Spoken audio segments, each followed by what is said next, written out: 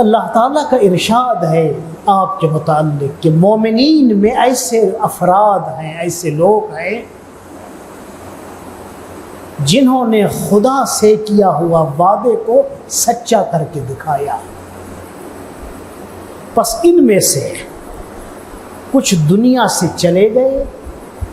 اور ان میں سے بعض انتظار میں ہیں کہ یہ وعدہ محقق ہو، پورا ہو، اور ان میں کوئی تبدیلی نہیں آئی، نہ جہاد میں، نہ کوشش میں، اور نہ اپنے وعدے نبھانے میں کوئی تبدیلی نہیں آئی۔ اور جب آپ نے دیکھا کہ عہد توڑنے والے، تفرقہ ڈالنے والے اور بے دین آپ سے لڑ رہے ہیں، لڑنا چاہتے ہیں،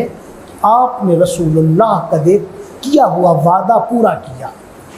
اور ان سے لڑے، تب آپ اس انتظار میں تھے کہ یہ وعدہ جو میرے حق میں ہونا ہے وہ کب پورا ہوگا۔ تب آپ نے وہ وقت کی انتظار میں تھے کہ آپ کی پیشانی خون سے آپ کی داڑھی خضاب ہو اور وہ بدبخت آ کر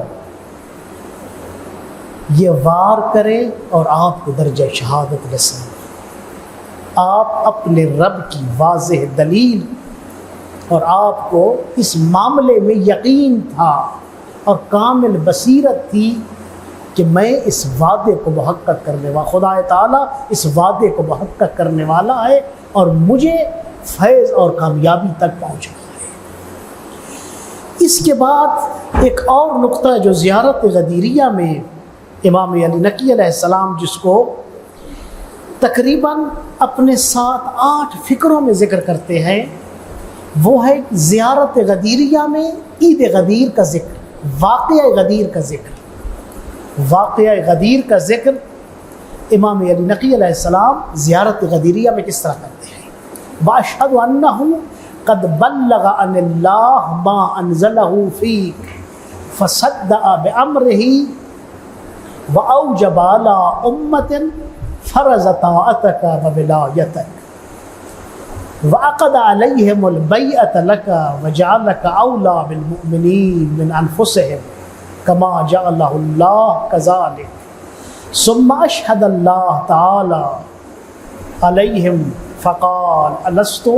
قَدْ بَلَّغْتُ فَقَالُوا اللَّهُمَّ بَلَىٰ فَقَالَ اللَّهُمَّ أَشْهَدْ وَكَفَىٰ بِكَ شَهِيدًا وَحَاكِمًا بَيْنَ الْعِبَادِ